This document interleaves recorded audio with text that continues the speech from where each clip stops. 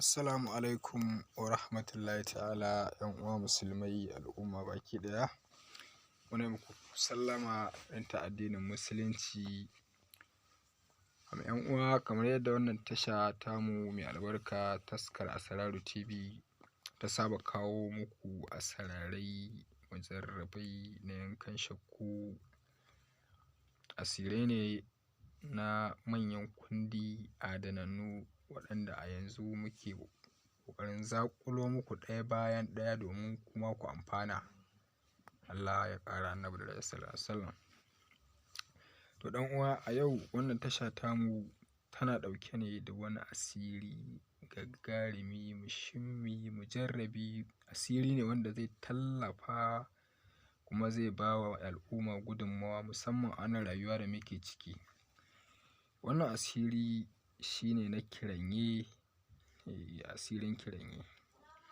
Wato ɗaya daga cikin asararai ne masu zafi kuma masu muhimmanci. To ɗan uwa, kar ka manta Allah, in wannan shine shigowarka wannan channel taskar Asararu, to kai subscribe sannan ka danna alamar ƙararrawa domin ka samu damar samun asararanmu da za su zo a nan gaba.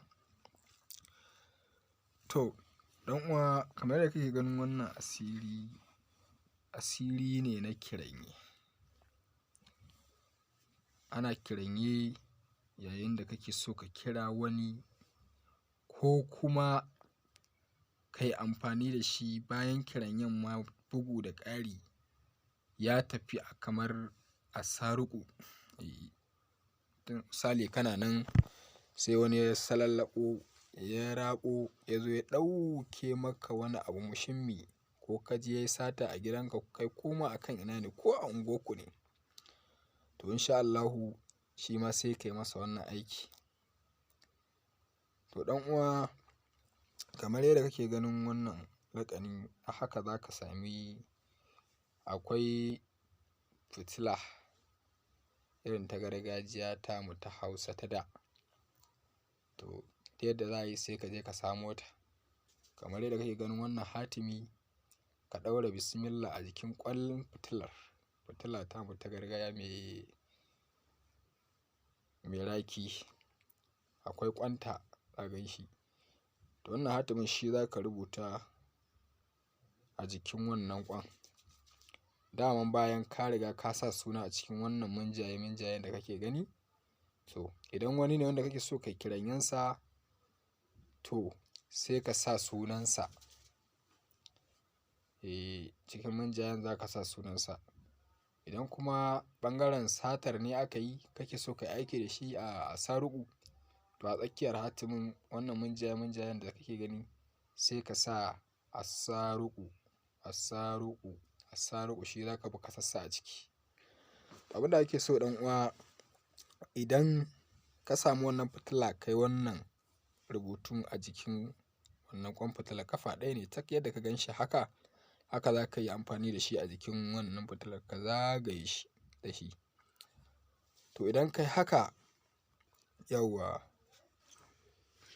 to idan ka rubuta shi a jikin wannan ƙwan, to ita wannan fitilar kamar yadda ka sani daman can ko da haske a sai a kunna wuta ta ciki.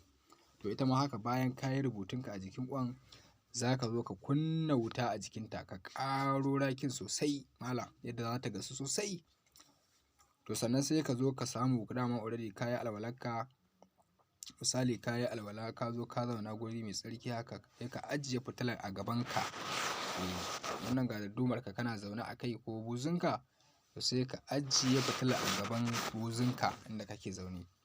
To ɗan uwan, ka ajiye ta, wuta kuma tana ci gaba da ci a jiki, ga sunan asaruƙu ko kuma sunan wanda kake so ka yi ma kiranye a tsakiya daman yana ta gasuwa. To ga ayar da za ku yi wuridinta, sai ka ɗau carbinka sai ka yi wuridin innahu ala raja'ihi laqadir. Innahu ala raja'ihi laqadir. To wannan wuridin ayar, wannan ayar ita za ka yi wuridinta sai ka yi ƙafa 1000. Ƙafa 1000 za ka zauna ka yi. In dai an daure ƙafa 1000, ‘yan uwa ai ba wuya. so sai a yi wuridin ta ƙafa 1000 kamar yadda kuka sani, wuta kuma tana ci gaba da ci a cikin ƙwan fitilar ku. To ɗan uwa, bayan ka gama wuridin kai a karan kanka ko kuma a ɗakin da kake, sakamakon kana so lallai wannan mutumin sai ya zo har gida ko kuma wannan mata kai ko ma waye sai ya zo har inda kake ya tarar da kai. To in ko ɓarawo ne shi ma ya sata, kamar da na gaya muku aiki ɓagare biyu yake tafiya, to shi ma kana so lallai a inda ya satan nan sai ya dawo da kayan nan har inda yake ma damar yana raye.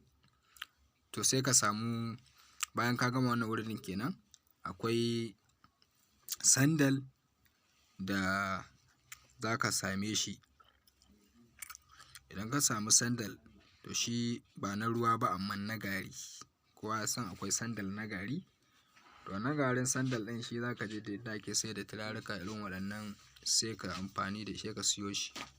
To shi kuma duk sanda ka gama wannan wuridi naka ƙafa 1000, sai ka janyo garwashi sai ka turara wannan garin sandal ɗin a cikin wuta.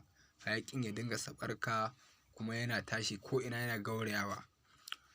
To ɗan uwa, abin da nake so da kai, wannan sirri ne mai matuƙar amfani. To game da kiranye, in dai Allah ya sa an yi shi, to a dai ji tsoron Allah. Amma wannan mutum fa in gaya ma, insha Allahu ko ba takalmi ya zo ya same ka duk inda kake. To wannan aiki mace na iya yi, namiji na iya yi, dukkanin kowane mai buƙata a kai. In ka jarraba wannan aiki za ka ga amfaninsa sosai gaskiya. Saboda asiri ne mujarrabi, an gwada shi ya inganta kuma an sadaukar muku da shi, kowa ya gwada.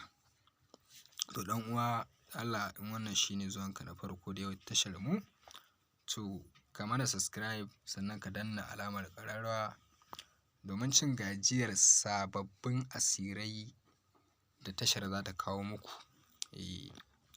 To yan uwa, assalamu alaikum. Anan za mu rufe jawabinmu. Ubangiji Allah ya mana muwafaƙa. Allah Ubangiji subhanahu wa ta'ala ya sa mu dace. Amin summa.